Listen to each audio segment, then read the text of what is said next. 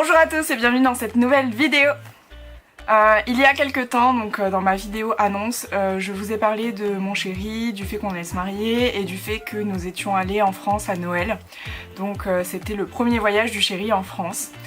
Et du coup je lui ai demandé en fait les choses qui l'ont choqué, qu'il a aimé, qu'il a pas aimé en France, pour voir un petit peu qu'est-ce qui pouvait être choc culturel. Et du coup il m'a fait une très longue liste, enfin, en tout cas je m'attendais pas à ce qu'il le fasse entre guillemets aussi sérieusement, donc il a vraiment réfléchi aux choses qui l'ont choqué, etc. Donc c'est assez, il y a certaines choses assez amusantes, il y a certaines choses que je savais déjà, mais du coup j'avais envie de le partager avec vous, et puis n'hésitez pas à me dire si vous êtes d'accord, pas d'accord, s'il y a des choses auxquelles vous n'auriez même pas pensé, mais voilà. Donc la première chose qui l'a choqué et à laquelle il s'attendait un petit peu, puisque je l'avais un petit peu préparé psychologiquement, c'est que Paris c'est sale. Voilà, donc en fait la plupart des Coréens, leur rêve c'est d'aller à Paris parce que c'est la ville romantique, etc. Enfin bon, je pense que vous êtes au courant, Paris c'est la première destination mondiale touristique, donc forcément les gens imaginent beaucoup, et la plupart des Coréens imaginent ça comme dans les films. Et ils se rendent pas compte que dans la réalité c'est joli évidemment, c'est une ville ancienne, mais c'est sale, il y a beaucoup de touristes, donc il y a beaucoup de monde, il y a beaucoup de voleurs aussi, enfin voilà. Du coup je l'avais un petit peu préparé psychologiquement. D'ailleurs je sais pas si vous avez vu le drama The Package qui se passe en France, où justement il y a une guide touristique coréenne qui explique un petit peu aux voyageurs que des fois c'est un peu dangereux, qu'il faut faire attention, etc. Enfin voilà, on sait que les touristes asiatiques en règle générale ils ont un peu trop la confiance et qu'à Paris il faut faire attention, mais du coup voilà, il était un petit peu choqué du fait que c'était sale et qu'il y avait beaucoup de caca de chien. Voilà. En fait c'est vrai qu'en Corée on se pose jamais la question de regarder le trottoir pour se dire si jamais je fais pas attention à là où je marche, je vais finir par marcher dans un caca de chien. Sauf qu'à Paris, tout le monde a le réflexe quoi, on regarde forcément le trottoir. Et c'est vrai qu'en Corée déjà il y a beaucoup moins d'animaux je pense qui sortent, parce que la plupart ils ont leur chien chez eux. Et ensuite ceux qui sortent c'est vrai qu'ils ramassent systématiquement, j'ai toujours vu les Coréens avec les sacs plastiques à la main quand ils ont un chien, enfin voilà, ça paraît logique, c'est du respect de base. Mais c'est vrai que tous les Français ne le font pas, et du coup voilà, ça crée une ville, enfin bon, c'est pas seulement Paris mais c'est vrai on était surtout chez moi, donc chez ma maman à Avignon, à Salon de Provence, et c'est vrai que du coup on était dans des villes qui étaient soit un peu moins sales, soit je sais pas, il a trouvé que Paris était plus sale. Il a adoré la météo à Marseille, donc dans le sud de la France, puisque je viens du sud de la France, donc on y a passé beaucoup de temps. Et c'est vrai qu'on a eu de la chance, puisque à part je crois les quelques premiers jours, même pas en fait, lui quand il est arrivé un peu après moi. Et en fait il a fait toujours très beau, donc avec un ciel bleu, vraiment moi ça me manque en Corée, parce qu'avec la pollution on n'a pas ce ciel bleu, aussi bleu qu'en Provence, et c'est vrai que le ciel bleu du sud, il n'y a rien de plus beau quoi. Donc ça l'a choqué, et c'est vrai qu'il arrête pas de répéter en regardant le ciel dans la voiture, mais c'est pas possible, c'est tellement bleu, c'est tellement bleu. Voilà, donc ça c'est un des trucs qu'il a beaucoup aimé. Il n'y a pas de pollution, donc ça c'est aussi parce qu'on a passé beaucoup de temps dans le sud de la France, mais c'est vrai que même Paris comparé à Séoul, c'est beaucoup moins pollué que Séoul, parce que Séoul, surtout en ce moment, on a des grosses périodes où on est vraiment dans le brouillard, et en France il y a quand même beaucoup moins de pollution, et je pense que les choses ont été faites beaucoup plus en avance, comme la circulation alternée, etc. Les Coréens ils s'y mettent maintenant quoi, mais c'est trop tard puisqu'on a déjà un niveau de pollution qui est énorme. La Chine n'aide pas, on est d'accord, et du coup c'est vrai que quand on revient en France on se rend compte que en Corée on est vraiment dans le brouillard tout le temps. Il était choqué qu'en France il n'y ait pas du tout de nourriture épicée. Voilà. Donc je lui ai expliqué que si, puisqu'il y a des îles françaises et que dans les îles quand même on mange assez épicé, etc. Mais je lui ai fait goûter quelques trucs, et bon je lui ai pas fait goûter non plus des trucs hyper épicés, mais c'est vrai que ce qui pour nous est un peu épicé, pour les Coréens c'est pas du tout épicé, donc il m'a dit mais en fait c'est vraiment incroyable les Français qui aiment manger épicé en Corée, comme le kimchi, etc. Parce que en France vous n'êtes pas habitués depuis l'enfance à manger comme ça épicé, vu qu'il n'y a aucune nourriture vraiment épicée. Donc voilà, donc il était choqué, il a dit mais c'est incroyable qu'il y ait des Français qui aiment quand même manger épicé quoi. Moi personnellement j'aime pas du tout. Il a dit c'est compliqué d'être dans un avion pendant de longues heures, puisque du coup il y a 12 heures d'avion entre la France et la Corée, et c'est vrai que c'est long. C'est très long, et pour lui en plus qui est grand, parce qu'il fait 1m85, ses jambes, c'était compliqué, donc il se levait, il allait marcher, il revenait, mais il s'ennuyait, il n'y avait pas beaucoup d'espace, enfin voilà, c'était un peu compliqué, donc ça il Il dit punaise, ceux qui le font régulièrement, bravo quoi. Dans le sud de la France et particulièrement à Marseille, les dames, donc les adjumas, donc les adjumas c'est les femmes qui sont mariées en principe en Corée. Les adjumas marseillaises parlent fort. Et il dit c'est marrant parce que c'est similaire à Busan en Corée où c'est pareil, les gens parlent beaucoup plus fort à Busan. Souvent on a l'impression qu'ils s'engueulent et c'est vrai que c'est un petit peu la même chose à Marseille. On a l'impression que les gens quand ils se parlent ils s'engueulent, mais en fait non, c'est juste le niveau normal de conversation. Ah oui, et aussi les Français parlent beaucoup. Ça l'a choqué, il m'a dit mais les Français vous parlez tout le temps? J'ai dit bah oui, on a une opinion sur tout et on aime bien discuter, on aime bien tergiverser, donc oui on parle beaucoup. Il était choqué que dans les grandes barres d'immeubles, donc je lui ai expliqué un petit peu le principe des HLM, que c'était souvent des gens qui avaient pas trop d'argent, que voilà c'était des logements sociaux, etc. Et en fait en Corée, le même style d'appartement, donc les grands immeubles qui sont répétitifs, enfin voilà, où vraiment c'est exactement les mêmes barres d'immeubles, il y a tout un quartier comme ça. En Corée, c'est les gens qui ont beaucoup d'argent en fait, qui habitent dans ces apparts, parce que souvent il y a un parking, il y a un gardien, puis c'est des appartements quand même avec une certaine surface, etc. Ce qui est le contraire des petits immeubles, où dans les petits immeubles c'est souvent des plus petits appartements, etc. Ce qui fait que lui, comme en plus il est agent immobilier, c'est vrai qu'il était vraiment... à chaque fois il me demandait le prix des trucs, je disais ben ça c'est pas trop cher, ça oui c'est plutôt cher. Et quand je lui ai expliqué le principe des HLM, il m'a dit mais c'est incroyable parce qu'en Corée c'est ce genre d'immeuble qui coûterait le plus cher. Et je dis ben oui mais en France c'est différent. Il a compris que la France était très grand comparé à la Corée et que du coup entre les régions il y a des grosses différences de paysages, etc. Bon, on a juste passé quelques jours sur Paris, mais du coup en prenant le TGV il a pu voir un petit peu les différences de paysages, etc. Et il m'a dit ouais c'est vrai que la France c'est vraiment très différent d'un endroit à l'autre, d'une ville à l'autre. Puis je lui ai aussi un petit peu parlé des petites différences dans le sud, comment on se comporte par rapport à Paris, les traditions différentes, parce qu'en plus on y était pour Noël, donc nous il y avait la tradition des 13 desserts en Provence, la crèche provençale, enfin voilà, il y a plein de traditions qui sont quand même différentes, puisque la France c'est grand, donc forcément les gens d'une région à l'autre ils sont différents aussi.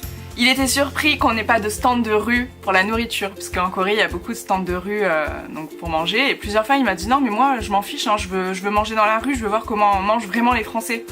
J'ai dit mais chérie, nous en France il n'y a pas vraiment de stand de rue quoi, c'est juste le kebab, mais bon voilà quoi, il y en a à Séoul aussi, c'est tout, sandwich, voilà des petits trucs, mais c'est pas les gros stands avec plein de trucs différents comme en Corée, donc non. Du coup voilà, il était déçu, donc on allait au restaurant. Ben oui mais bon, la France et la Corée c'est différent, donc tous les pays n'ont pas de la nourriture de rue. Je crois que c'est beaucoup dans l'Asie d'ailleurs hein, qu'il y a ce système de manger dans la rue, voilà des petits trucs, mais c'est vrai que les Coréens ils sont très attachés hein, la plupart. Ils vont même boire de l'alcool entre amis et tout ça dans les petits stands de rue. Il était choqué et triste parce que nous n'avons pas d'americano en France.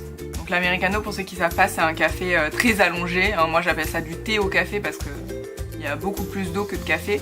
Mais les Coréens adorent ça et c'est le café le plus consommé en Corée. Le chéri ne fait pas exception, il adore le café.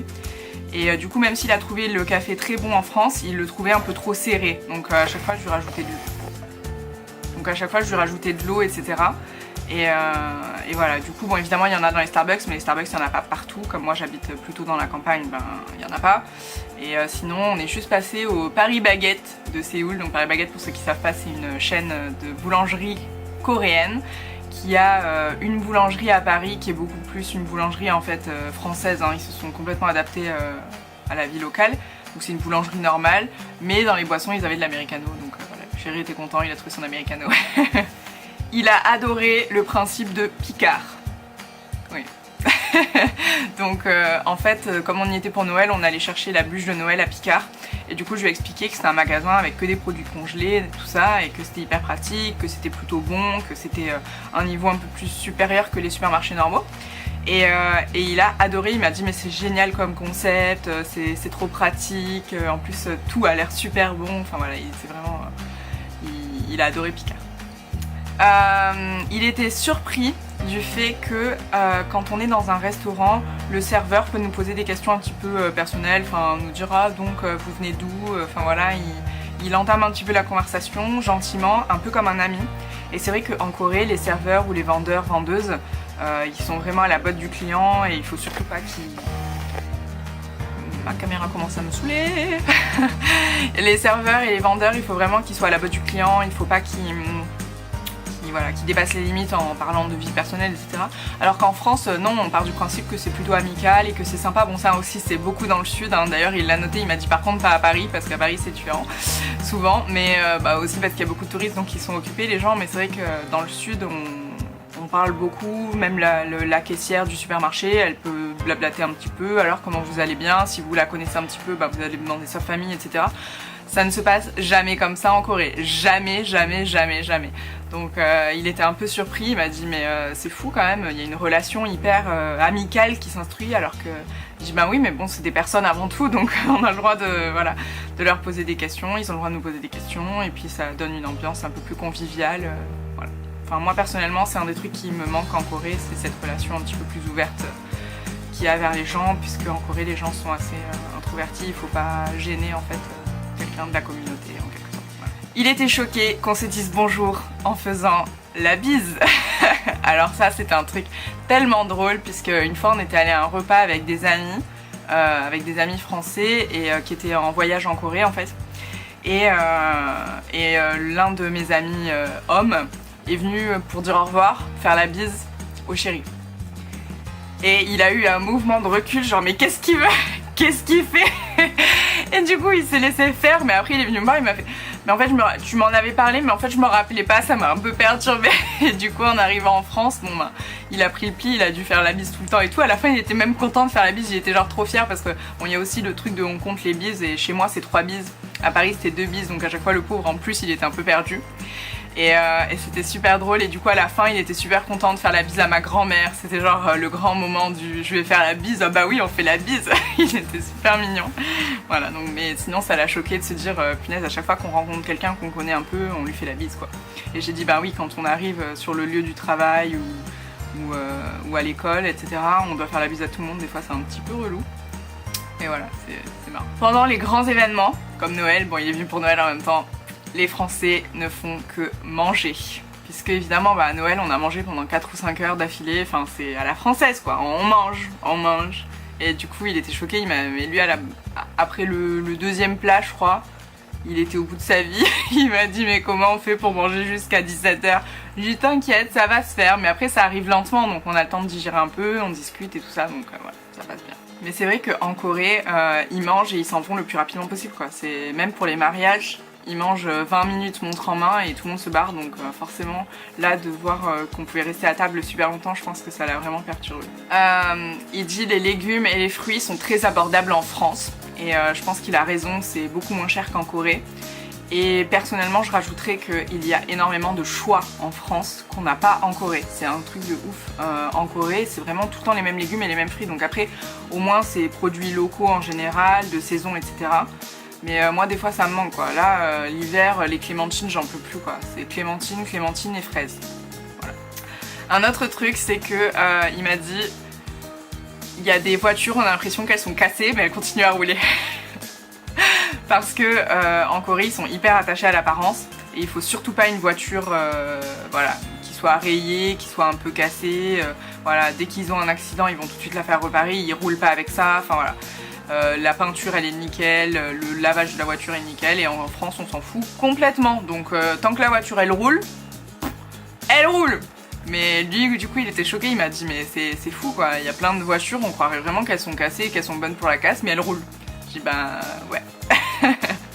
Il dit la baguette c'est bon.